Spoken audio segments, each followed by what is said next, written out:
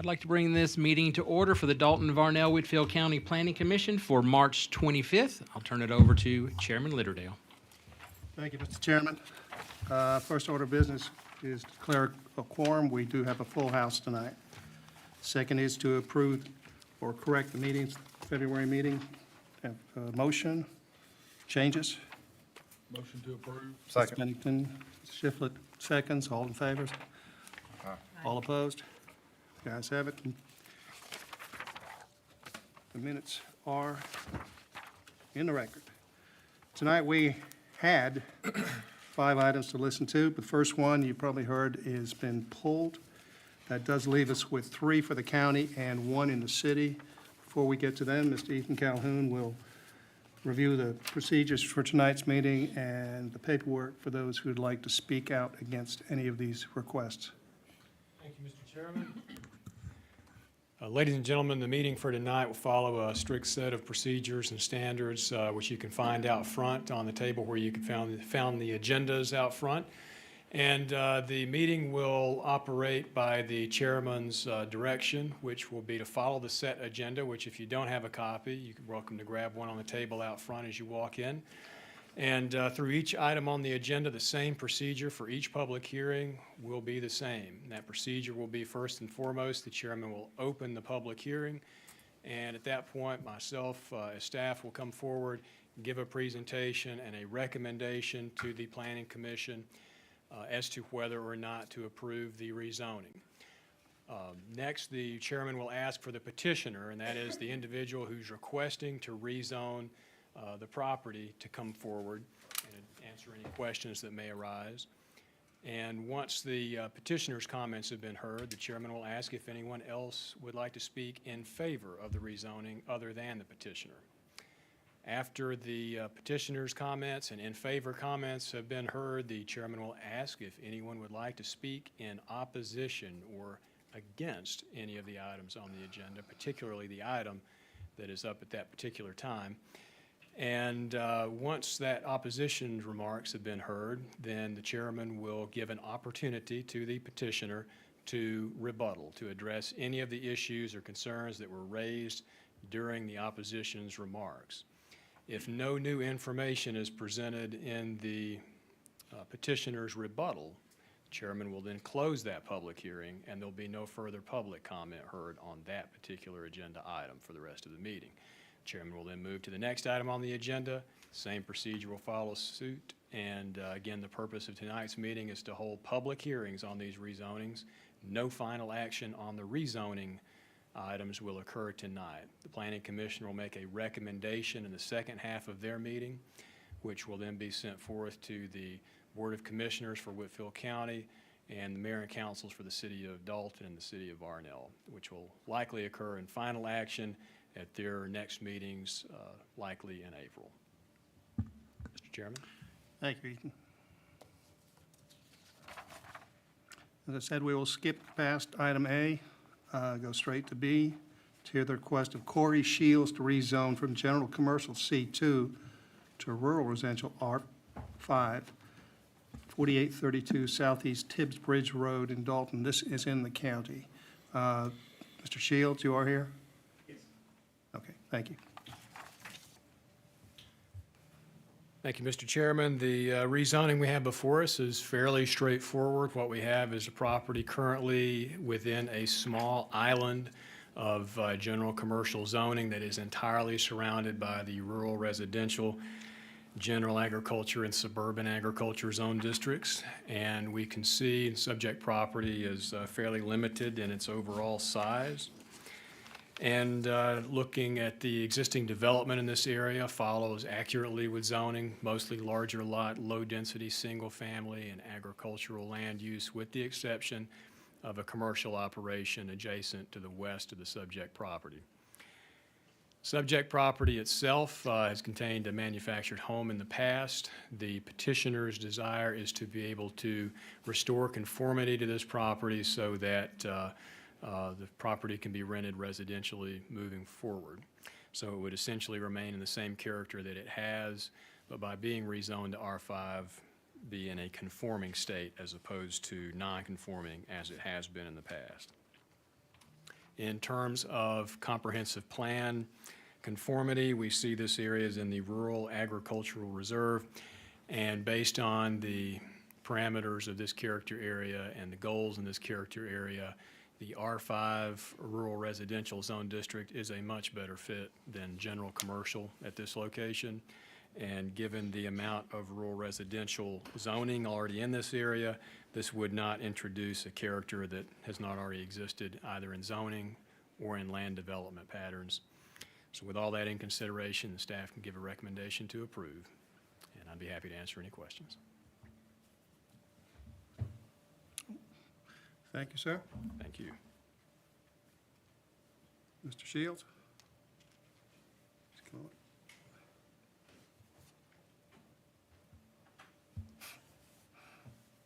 Yes, sir. You have your name and address, please? My name is Corey Shields, and I live at 316 Yellow Rock Drive, Cohutta, Georgia. Okay, do you have anything you'd like to add? Ethan nailed it. He knocked it out of the park. Just want to get that power back on. Okay. Questions?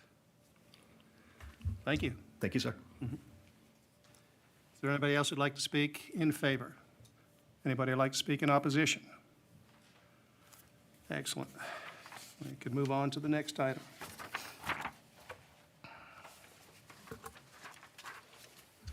Integrity Construction of Dalton, are you here? Okay. Integrity Construction of Dalton is seeking to rezone from R2 to R5, located on Dykus Road. It is in the county. Ethan? Thank you, Mr. Chairman. The rezoning here, similar zone district being requested, and we can see the subject property as it currently lies zoned R2 for low-density, single-family detached residential with a request to go to rural residential. The request stems from the petitioner's desire to remove the existing condemned residential structure on the subject property to replace it with 2 duplex dwellings. So this would be a total of 4 residential dwelling units on the subject property based on the petitioner's request and what the subject property could conceivably support in terms of unit density. Based on the existing history of the subject property, it has had more than one single-family dwelling on it in the past. Both of those fell into blighted condition and were condemned. And based on the existing density, those were 2 single-family detached structures that would have been non-conforming in the R2 zone district based on their size and positions on the tract.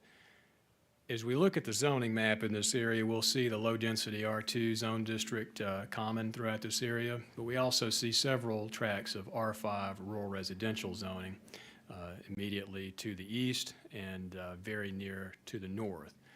And there has already been some rezoning just to the north of this property. Those 3 tracts to the north zoned R5 were rezoned not long ago for a very similar purpose, similar lot density and proposed use.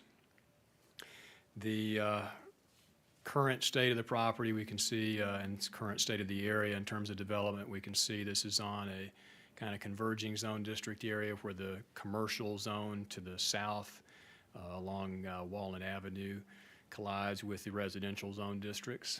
And so we see the subject property lying on that boundary. And we can see here in terms of development, we have a mix of residential, mostly single-family detached on small lots, but we do see some manufactured homes and some multifamily just to the north. Closer look at the subject property, you can see kind of an idea of its current state, as well as that of the surrounding properties. And on the comprehensive plan, we see that it's within the suburban neighborhood character area as it bounds the commercial corridor character area. So this is an area in transition between residential and commercial, and given the existing development in this area and the established land use pattern, the proposed rezoning and development does not raise a concern in regard to the economic values of the adjacent properties nor the established character of this area, and that we do not anticipate there being any negative effect. With all that in consideration, staff's recommendation is this rezoning can be approved, and I'm happy to answer any questions. There are none. Thank you. Thank you. Integrity?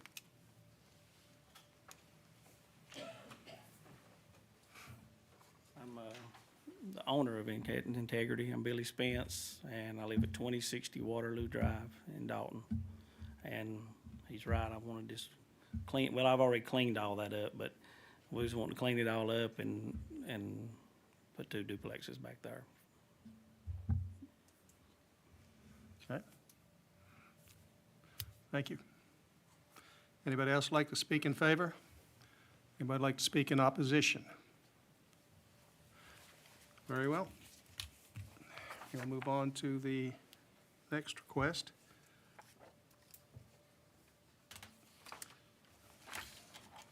Southeastern Housing Partners, representative here? Very good.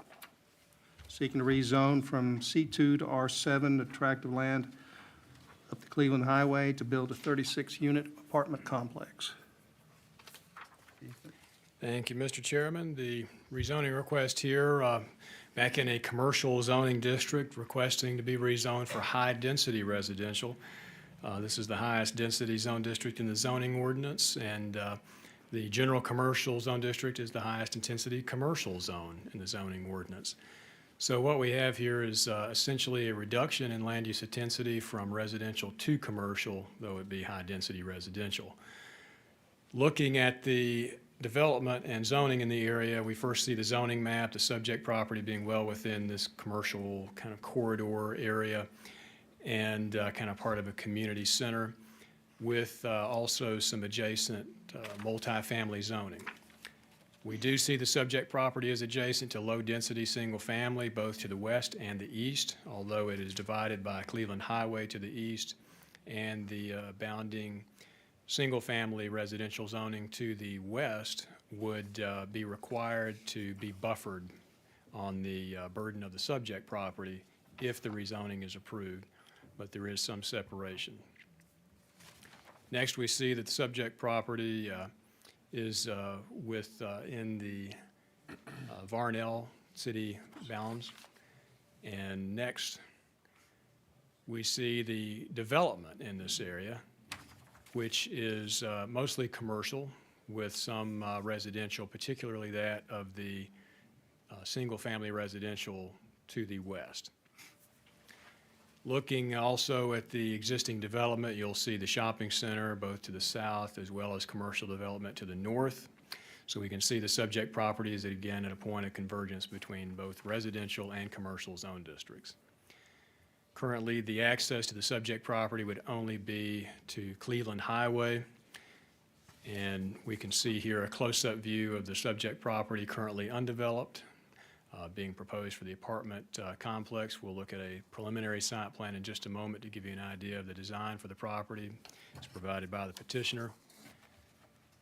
But also looking at the character areas in the future development map, what we see here is that the subject property is within the Community Activity Center. And that character area is intended to represent exactly what it sounds like, and that is an area of activity, kind of a community center where you would have commercial development, places of gathering, as well as high-density residential. And so the proposed rezoning is in direct alignment with the comprehensive plan, as well as some adjacent zoning in this area. Next, we can get an idea of the preliminary site plan as proposed by the developer, which we can see for adequate buffer provided for, again, along that western boundary where we begin nearing the single-family detached dwellings to the west. And we can also see their proposed access via easement to an existing access to Cleveland Highway, just to the north and south of the subject property, offering multiple points of ingress egress. And again, this traffic would be directly routed to Cleveland Highway, which is a state highway, which is capable of absorbing the trip generation that a development of this scale would produce. We can see that adequate parking was accounted for based on the preliminary site plan according to the zoning ordinance and the number of units proposed. So citing all those factors, staff did not find and cite any issues with this rezoning and recommend approval. I'd be happy to answer any questions. Commissioners, I know this is Varnell, but There is, if you see the site plan, you'll note the dark gray to the east of the property that accesses by easement the parking lots of the properties, commercial properties to the north and to the south. I believe the petitioner can answer more in regard to easement agreements.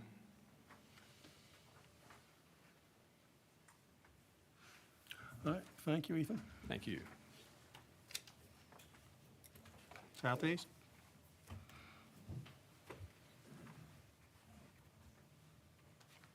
Evening, my name is John McKnight with Southeast Housing Partners. Our office address is 4920 Atlanta Highway, Suite 391 in Alpharetta, Georgia, 30004. Ethan pretty much covered the high points. Just, real quick, just to kind of expand on that. It will be 36 units, and it'll be a mix of 1, 2, and 3-bedroom units. Right now, we're proposing 8 one-bedrooms, 22 two-bedrooms, and 6 three-bedrooms. The property will be professionally managed. We will have a manager and a maintenance employee, and there will be an internal community gathering area as well as an office for the manager and maintenance. We'll have a number of different amenities, including an interior gathering area for community events. We'll have a business center that's equipped with computers, a printer, and Wi-Fi. Fitness center will also be equipped with strength training and cardio equipment. Playground with commercial grade playground equipment, walking trail around the perimeter of the property, and an on-site laundry facility, in addition to the fact that each unit will have washer and dryer hookups as well. And just to answer the question a moment ago regarding the easement, the property does have an easement with over the dark area there to the east that goes on to the portion of O'Reilly's property to be able to tie into that road for the Cleveland Highway access. We would not be proposing an additional ingress-egress to Cleveland Highway. I have 2 questions. Yes, sir. The entrance to the building is front and back.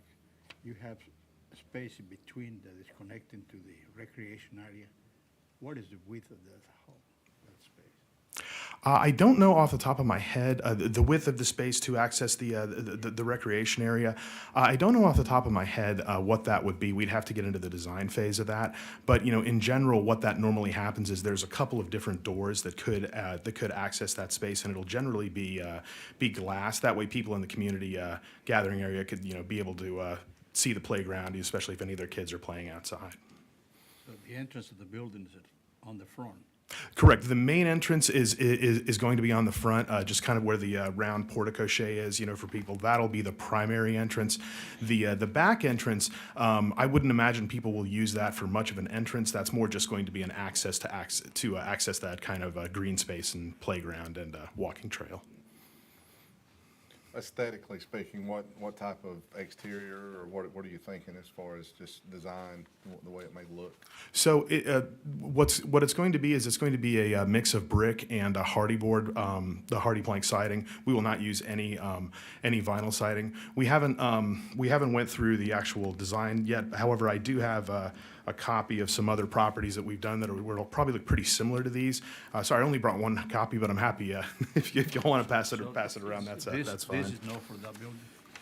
Yes, sir. That's right. That's a rendering of what it would look like, and in the top corner there of that package, that's just some examples of some other items that we've done in the past.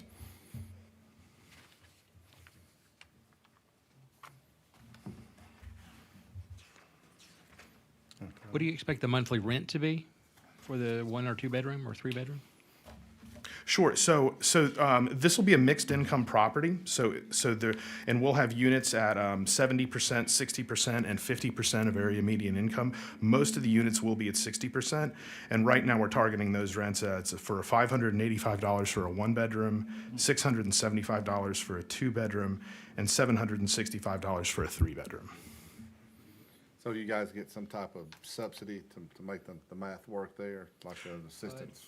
It would be, we would be applying to the Department of Community Affairs for an award of tax credits on this property in May. If we are awarded those tax credits, it does come with certain income and rent restrictions and a deed restriction that we would have to place on the property. In exchange for those tax credits, we would be able to raise equity to be able to put much smaller amount of debt on the property than you would typically see. But other than that, the income is, there's an income limit to initially get qualified to live there. However, there's not an ongoing income restriction, and the rent does not change with your income like vouchers do. Once you're in, you're kind of in, and then it just works like a regular apartment. We do credit checks, criminal background checks. If folks are, not paying their rent or other issues, they're subject to eviction, just like any other apartment. Is this like Section 8? No, sir. This will not be Section 8. We would accept if a tenant were to come to us with their own Section 8 voucher, we would accept that. But any landlord or property owner could accept that. But this will not have project-based Section 8. What was the rent for the two-bedroom? Rent for the 2-bedroom for the 60% unit, we're targeting $675 a month. Thank you. Board's done. Don't feel like board's done. Is that it? Any other questions? Gentlemen? I think that's it. Thank you. Thank you. Thank you. Is anybody else who'd like to speak in favor? Anybody like to speak in opposition? That said, we will close on that portion, and I think the commissioners will be leaving us now. Our last request is in the city of Dalton.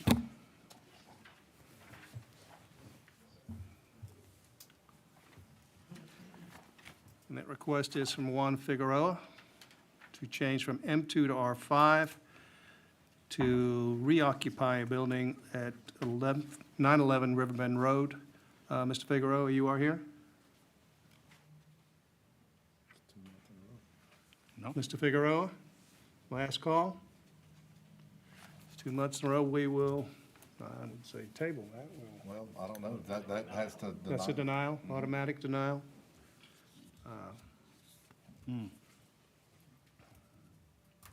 How long does he have to wait to reapply? A year? 1 year. That closes the public portion of this meeting then. We will go into the closed portion and deliberate on these two items. All right, going back. Y'all ready? Corey Shields. Move approved. Second. All right, David seconds. All in favor, say aye. Aye. All opposed? The ayes have it. Mr. Shields is approved from C2 to R5. Next one is Integrity Construction of Dalton on Dykus Road, from R2 to R5. All right, Eric makes a motion to approve. Second. Octavio seconds. All in favor, say aye. Aye. All opposed? The ayes have it. The next one and the last one is Southeastern Housing Partners, which we just heard from, C2 to R7 of Cleveland Highway. Move to be approved. Octavio moves to approve. Second. Eric seconds. All in favor, say aye. Aye. All opposed? The ayes have it. And that is approved. And as far as the request for this evening, that is it, ladies and gentlemen. We do have a couple of plat reviews. Pretty dull stuff.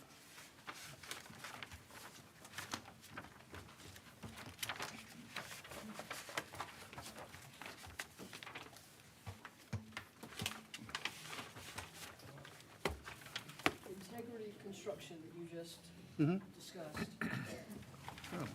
Your property consists of 2 tax parcels, east and west, cut in half, east and west. As Mr. Smith told you, he has cleaned up the properties because they were condemned, went to Superior Court, he cleaned it up and paid the lien that was placed on the property because the county had to clean it up.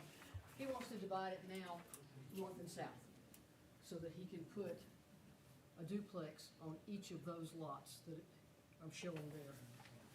But in doing so, they're gonna exceed the 4-to-1 with the depth ratio. And the only way we can do that is to get your approval. Any other issues, No other utilities? issues, no. As a matter of Orientation. fact, you know, we're just so grateful that he's cleaned this property up. He's doing something better there with it than was there before. Okay. I'll move we approve as presented. Chris, David seconds. All in favor, say aye. Aye. All opposed? The ayes have it.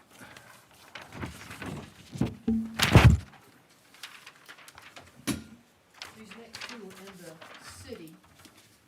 As you know, all the plats have to be approved by the planning commission. This one's fairly simple. It's two different, manufacturing companies, NHS and SAHRR, wanting to divide this property. It's been signed off by all the city, departments, and they meet the city subdivision regulations, and we're hoping that you will grant your approval. Move to approve. No issues. No issues. October makes a motion. David seconds. All in favor, say aye. All opposed? This one is also in the city. On, Emory and this comes about as a result, I normally wouldn't bring something like this to you because it's a division of property for condominiums. But the city of Dalton Fire Department, in order to address each of those condominiums separately, they want them to be on their own individual lot. And the only way we can do a division of property in the city is to have your approval. So this plat again has been signed off by all the city departments. Fire department wants to address them individually. Which one's Green Street? Uh, But I mean, where? what is your question, Jim? Emory? That's Emory. Yeah. Isn't Green the one running north and south? Yeah, okay. 4 condominium. Where is that? 4. I'm sorry? 4 units. Four condominiums, yes. This is that property we just Oh, approved. yeah, we a did couple months last ago. year. We did. Oral We carpet, rezoned carpets this. would say here. Well, we rezoned this one Yeah, last year too. But this is the whole world carpet bill. It is. Across from the Okay, credit. that's Yes, Green it Street. is. Okay. Move we approve. Second. David seconds. Chris first. All in favor, say aye. Aye. All opposed? Simple enough, guys. Thank you so much. Bada bing, bada boom. Do this every time, okay? Anything else? Yes, I will do this every time. I'll try to make sure that I don't bring anything to you. Right. That's not gonna work. No further business?